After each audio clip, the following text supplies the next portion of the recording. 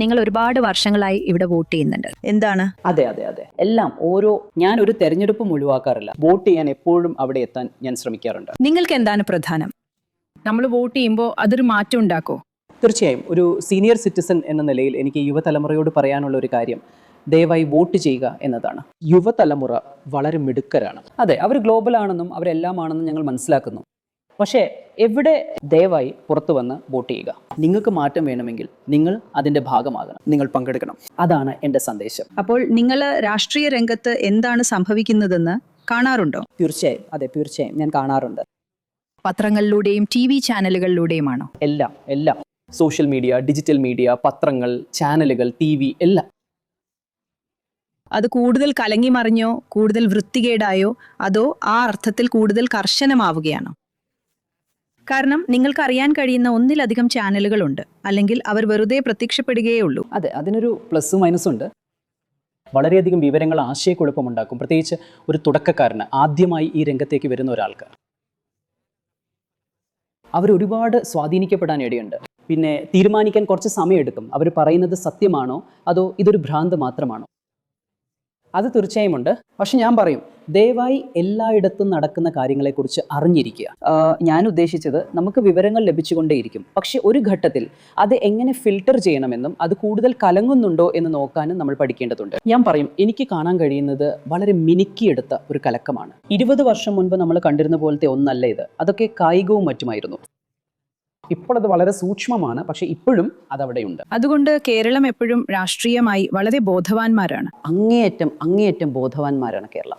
എല്ലാവരും രാഷ്ട്രീയത്തെക്കുറിച്ച് സംസാരിക്കും. നിങ്ങൾ വിദ്യാസമ്പന്നനാണ്, ഇതാണ് നിങ്ങളുടെ ജോലി, അതാണ് നിങ്ങളുടെ വർഗം എന്നൊന്നുമില്ല. ഇല്ല, എല്ലാവരും രാഷ്ട്രീയം സംസാരിക്കും.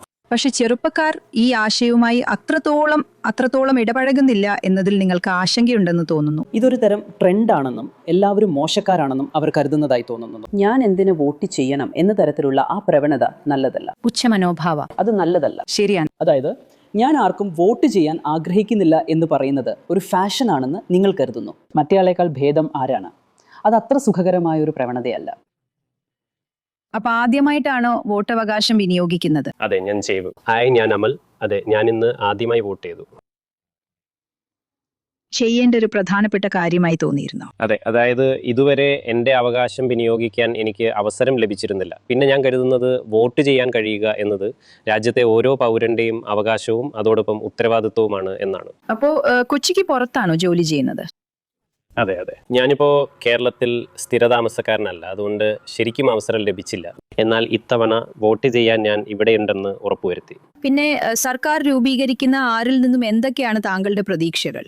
ഞാൻ കരുതുന്നത് നമ്മൾ ശ്രദ്ധിക്കേണ്ട പ്രധാന കാര്യം വികസനമാണ്. പക്ഷേ കേരളത്തെ സംബന്ധിച്ച് നമ്മൾ സംസാരിക്കുന്ന ഒന്നാണ് സർക്കാരുകൾ എടുത്തുകൂട്ടുന്ന വർദ്ധിച്ചു വരുന്ന കടം. അതുകൊണ്ട് അതിനൊരു പരിഹാരം ഉണ്ടാവുമെന്ന് പ്രതീക്ഷിക്കുന്നു. അതായത് ഒരു ക്ഷേമരാഷ്ട്രം എന്ന മാതൃകയിലേക്ക് ഒരുപാട് വീഴാതെ, പക്ഷേ അതേസമയം നിങ്ങൾക്കറിയാമല്ലോ, ഒരുതരം സുസ്ഥിര വികസനം, കൂടുതൽ തൊഴിലവസരങ്ങൾ, അതുവഴി നമുക്ക് പറയാം എന്നെപ്പോലുള്ളവർക്കോ എൻ്റെ ബന്ധുക്കൾക്കോ പോലും ജോലിക്ക് വേണ്ടി സംസ്ഥാനത്തിന് പുറത്തു പോകേണ്ടി വരില്ല. അവർക്കിപ്പോഴും അവരുടെ സ്വന്തം സംസ്ഥാനത്ത് സൗകര്യമായി താമസിക്കാനും അവർ ചെയ്യാൻ ആഗ്രഹിക്കുന്ന തരത്തിലുള്ള ജോലി ചെയ്യാനും സാധിക്കും. അപ്പൊ അത് യുവാക്കളെ ഒരുപാട് ആശങ്കപ്പെടുത്തുന്ന ഒരു കാര്യമാണോ? ഞാൻ ഉദ്ദേശിച്ചത്, ഈ ജോലി തേടി പുറത്തു പോകുന്നത് അതൊരു അഭിലാഷം കൊണ്ട് മാത്രമല്ല, അവസരങ്ങളുടെ അഭാവവും അതിന് കാരണമാകുന്നു എന്നാണോ നിങ്ങൾ പറയുന്നത്? അതെ, ഞാൻ കരുതുന്നത് അത് അവസരങ്ങളുടെ കുറവാണെന്നാണ്. അതായത് മെച്ചപ്പെട്ട ശമ്പളം, ഒരുപാട് വർഷങ്ങളായി വികസിപ്പിച്ചെടുത്തിട്ടുള്ള ബാംഗ്ലൂർ അല്ലെങ്കിൽ ഹൈദരാബാദ് പോലുള്ള നഗരങ്ങളിൽ ഒരുപക്ഷെ നിങ്ങൾക്ക് കണ്ടെത്താൻ കഴിയും. അപ്പോൾ ഒരുപക്ഷെ കേരളത്തിലെ യുവാക്കൾ അതുപോലെയുള്ള എന്തെങ്കിലും ഒന്ന് തിരയുകയാണെന്നാണ് എനിക്ക് തോന്നുന്നത്. കൂടാതെ എനിക്കറിയാവുന്ന ഒരുപാട് ആളുകൾ, ജോലി അന്വേഷിച്ചുകൊണ്ടിരിക്കുന്ന എൻ്റെ ബന്ധുക്കൾ, അവർക്ക് ഒന്നുകിൽ അവരുടെ മേഖലയിലല്ലാത്ത ജോലികളിൽ തൃപ്തിപ്പെടേണ്ടി വരുന്നു, അല്ലെങ്കിൽ അവരാഗ്രഹിക്കുന്ന ജോലികൾക്കായി സംസ്ഥാനത്തിന് പുറത്തേക്ക് പോകേണ്ടി വരുന്നു. അതുകൊണ്ട് അവർക്കിവിടെ അവസരങ്ങളുണ്ടെങ്കിൽ ആളുകൾക്ക് അവരാഗ്രഹിക്കുന്ന ജോലികൾ, കൂടാതെ അവരാഗ്രഹിക്കുന്ന ജീവിതശൈലിയും കണ്ടെത്താൻ കഴിയുന്ന ഒരു മികച്ച സ്ഥലമായി കേരളത്തിന് മാറാൻ കഴിയുമെന്ന് ഞാൻ കരുതുന്നു. അപ്പോൾ ആ ഒരു അർത്ഥത്തിൽ കേരളത്തെക്കുറിച്ചുള്ള ഏറ്റവും നല്ല കാര്യം എന്താണ്? എനിക്ക് തോന്നുന്നത് ഇപ്പോഴും അത് നിങ്ങൾക്കറിയാമല്ലോ, നമ്മൾ പറയുന്നത് പോലെ ദൈവത്തിൻ്റെ സ്വന്തം നാട് എന്നതാണ്. ഇപ്പോഴും ഈ നാടാണ്, ഇപ്പോഴും ഈ നാടിൻ്റെ ഭൂപ്രകൃതിയാണ്, ഇവിടുത്തെ ആളുകളാണ്, അതുപോലെ ഇവിടുത്തെ ആളുകളുടെ മാനസിക അവസ്ഥയാണ്. അങ്ങനെ ഒരുപാട് നല്ല കാര്യങ്ങളുണ്ട്. പിന്നെ നിങ്ങൾക്കറിയാമല്ലോ, അത് ദീർഘകാലം തുടരട്ടെ. പ്രതീക്ഷ. ഇല്ല, ഞാൻ ഇവിടെയല്ല താമസിക്കുന്നത്. ശരിക്കും ഞാൻ താമസിക്കുന്നത് ഞാൻ ബഹ്റൈനിൽ നിന്നാണ്. ഞാൻ ബഹ്റൈനിലാണ് ജോലി ചെയ്യുന്നത്. അതുകൊണ്ട് ഞാനിപ്പോൾ ഇവിടെയുണ്ട്. അതുകൊണ്ട് എനിക്കിതൊരു പ്രവൃത്തി ദിവസമല്ല. പക്ഷേ വേറെയും ഒരുപാട് കാര്യങ്ങൾ ചെയ്തു തീർക്കാനുണ്ട്. അതുകൊണ്ട് ഞാൻ വിചാരിച്ചു രാവിലെ തന്നെ വോട്ട് ചെയ്തിട്ട് പോകാമെന്ന്. അതെ. സാധാരണയായി ഒരുപാട് പ്രവാസി മലയാളികൾ ഇലക്ഷൻ സമയത്ത് നാട്ടിൽ വരാൻ പ്രത്യേകം ശ്രദ്ധിക്കാറുണ്ട്. കാരണം അവർക്ക് ഇവിടെ നടക്കുന്ന കാര്യങ്ങളിൽ അത്രയധികം താല്പര്യവും പങ്കാളിത്തവുമുണ്ട്, അല്ലേ? അല്ല, അത് ശരിയാണ്. അറിയാമല്ലോ, സാധാരണയായി കേരളീയർ രാഷ്ട്രീയപരമായി ബോധവാന്മാരും കൂടുതൽ വിദ്യാസമ്പന്നരുമാണെന്ന് പറയപ്പെടുന്നു. അതുപോലെ ഇതിൻ്റെയൊക്കെ ഒരു ഭാഗമാകാൻ ആഗ്രഹിക്കുന്നവരുമാണ് ഈ നാടിൻ്റെ രാഷ്ട്രീയ ചരിത്രത്തിൻ്റെ. അതുകൊണ്ട് എൻ്റെ ഒരുപാട് സുഹൃത്തുക്കൾ മിഡിൽ ഈസ്റ്റിൽ ഇപ്പോൾ നടക്കുന്ന പ്രശ്നങ്ങളൊക്കെ ഉണ്ടായിട്ടും യാത്ര ചെയ്യാൻ പദ്ധതിയിടുന്നുണ്ട്. അവരിൽ പലരും വന്ന് വോട്ട് ചെയ്യാൻ വേണ്ടി യാത്ര ചെയ്യാൻ പദ്ധതിയിടുകയാണ്. യഥാർത്ഥത്തിൽ ഞങ്ങൾ രാഷ്ട്രീയ നേതാക്കളുമായി സംസാരിച്ചപ്പോൾ ഇത്തവണ അത്രയധികം ആളുകൾ യാത്ര ചെയ്ത് വരില്ലായിരിക്കുമോ എന്ന് അവർക്കൊരു ചെറിയ ആശങ്കയുണ്ടായിരുന്നു. അല്ല, അത് ശരിയാണ്. പിന്നെ കേരളത്തിനൊരു നിങ്ങൾക്കറിയാം, ഒരു വലിയ ജനസംഖ്യയുണ്ട് പുറത്ത് താമസിക്കുന്ന. പശ്ചിമേഷ്യയിലും മറ്റു സ്ഥലങ്ങളിലും. പശ്ചിമേഷ്യ പ്രത്യേകിച്ച് നിങ്ങൾക്കറിയാമോ, ഗൾഫ് മേഖല. അതുകൊണ്ട് അത് ഒരു സ്വാധീനം ഉണ്ടാവും ആ ശതമാനക്കണക്കിൽ. പക്ഷേ നിങ്ങളുടെ പലരെയും കാണുന്നുണ്ട്. അല്ല, എൻ്റെ സുഹൃത്തുക്കൾ നിങ്ങൾക്കറിയാവോ യാത്ര ചെയ്യുന്നുണ്ട്. അറിയുന്ന സുഹൃത്തുക്കളെങ്കിലും യാത്ര ചെയ്യുന്നുണ്ട് വെറും ആ വോട്ടിന് വേണ്ടി. അപ്പോൾ ഞാനിവിടെ ഒരു ദമ്പതികളുടെ കൂടെയാണ്, മിസ്റ്റർ ജോസും മിസ്സസ് ജോസ്. പിന്നെ നിങ്ങൾക്ക് 85 വയസ്സായി. എത്ര തെരഞ്ഞെടുപ്പുകൾ? ഞാൻ കരുതുന്ന ഒരു 15 തെരഞ്ഞെടുപ്പുകളായിരിക്കുമോ? അതെ, തീർച്ചയായും. പിന്നെ നിങ്ങൾ ഓരോ തവണയും വോട്ട് ചെയ്തിട്ടുണ്ട്. അതെ അതെ. ഇപ്പോൾ വോട്ട് ചെയ്യുമ്പോൾ നിങ്ങളുടെ ചിന്തകൾ എന്തെല്ലാമാണ്? നിങ്ങൾ രണ്ടുപേരും വോട്ട് ചെയ്യാൻ നേരത്തെ തന്നെ എത്തിയല്ലോ. വോട്ട് ചെയ്യുക എന്നത് ഞങ്ങളുടെ അവകാശമാണ്. അതുകൊണ്ട് പ്രായം ഇത്രയൊക്കെ ആയെങ്കിലും അത് നഷ്ടപ്പെടുത്താൻ ഞങ്ങൾ ഒരിക്കലും ആഗ്രഹിക്കുന്നില്ല. ഞങ്ങൾക്ക് ഈ SIRൽ ഒരു പ്രശ്നം നേരിട്ടു. കാരണം ഞങ്ങളപ്പോൾ വിശാഖപട്ടണത്തായിരുന്നു. അതുകൊണ്ട് ഞങ്ങളിവിടെ ഉണ്ടായിരുന്നില്ല.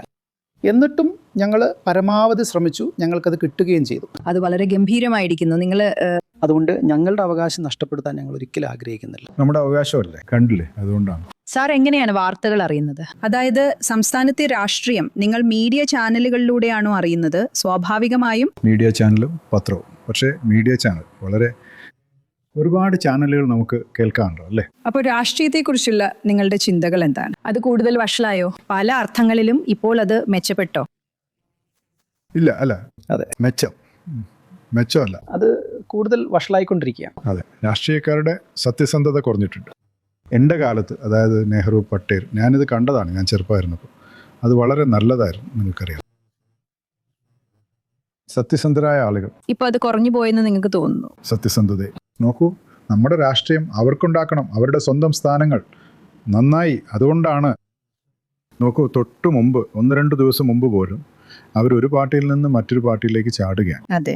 മാഡത്തിന്റെ അഭിപ്രായങ്ങൾ എന്തെല്ലാമാണ്? യുവാക്കൾക്ക് രാഷ്ട്രീയത്തിൽ താല്പര്യമുണ്ടോ? അതിന് ശരിക്കും ഒരു മാറ്റം കൊണ്ടുവരാൻ കഴിയുമോ? ഞാൻ ശരിക്കും പ്രതീക്ഷിക്കുന്നു ആ ചെറുപ്പക്കാർ മുന്നോട്ട് വരുന്നുണ്ടെന്നും അവരുടെ കരിയറിൽ വളരെ മികച്ചവരായി തീരുമെന്നും ഞാൻ അങ്ങനെ പ്രതീക്ഷിക്കും. മെച്ചപ്പെട്ട ഭാവി. നിങ്ങൾക്ക് തോന്നുന്നുണ്ടോ? കാരണം കേരളത്തിൽ നമ്മൾ പറയാറുണ്ട് പല മുതിർന്ന പൗരന്മാരും ഇവിടെ താമസിക്കുന്നുണ്ടെന്നും ചെറുപ്പക്കാർ വിദേശത്തേക്ക് പോകുകയാണെന്നും. കാരണം തൊഴിലവസരങ്ങളില്ല, അല്ലേ? ഇവിടുത്തെ ഒരുപാട് വീടുകൾ ആരുമില്ലാതെ ഉപേക്ഷിക്കപ്പെട്ടിരിക്കുകയാണ്. പിന്നെ ആളുകൾ പോവുകയാണ്, ജോലിക്കായും അവർ സംസ്ഥാനം വിട്ടുപോവുകയാണ്. അതാണ് അവരിവിടെ നേരിടുന്ന പ്രശ്നം. അതിനെക്കുറിച്ച് നിങ്ങൾക്ക് ആശങ്കയുണ്ടോ? ഞാൻ ഉദ്ദേശിച്ചത് അത് നിങ്ങൾക്കറിയാമല്ലോ, ഒന്നാമതായി വോട്ടർമാരെ കാണാനില്ല, കൂടാതെ ആവശ്യത്തിന് ചെറുപ്പക്കാരുമില്ല. ഒരു ചെറുപ്പക്കാരും എനിക്കറിയില്ല. അവരിൽ പലരും വോട്ട് ചെയ്യാൻ വേണ്ടി തിരികെ വരാൻ ശ്രമിച്ചു. പക്ഷേ ഇപ്പം ഇതിലാർക്ക് വോട്ട് ചെയ്യാൻ കഴിഞ്ഞില്ല. അതാണ് പ്രശ്നം. പലപ്പോഴും നമ്മൾ കാണാറുണ്ട് കേരളത്തിലെ ചെറുപ്പക്കാരോ അല്ലെങ്കിൽ ഇവിടുത്തെ വോട്ടർമാരോ ഒരു ഓണത്തിന് വീട്ടിലേക്ക് തിരികെ വരാൻ ശ്രമിക്കും. ഇതിനും ഇലക്ഷനും കൂടെ. അതുകൊണ്ട് ഇത്തവണ അവർ പറയുകയായിരുന്നു, കാരണം വില വല്ലാതെ വർദ്ധിച്ചതുകൊണ്ട് അതുകൊണ്ട് അവർക്ക് ടിക്കറ്റ് എടുക്കാൻ കഴിഞ്ഞില്ല, അവർക്ക് ഇലക്ഷൻ നഷ്ടമാവുകയും ചെയ്യും.